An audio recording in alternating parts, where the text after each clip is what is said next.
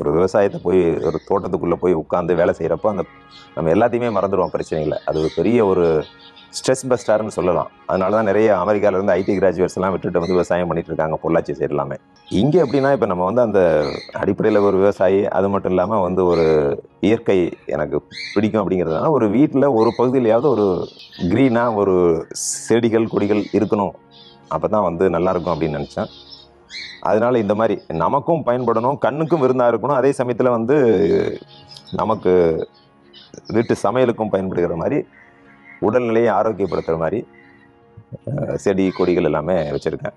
பிரண்டையிலேருந்து உங்களுக்கு மல்லி, கருவேப்பிள்ளை, செர்ரி, வெற்றிலை, அப்புறம் பார்த்திங்கன்னா அந்த வாசத்திற்காக வந்து அந்த மகிழம்பூ, இந்த மாதிரி எல்லாமே கலந்து வச்சுருக்கேன்.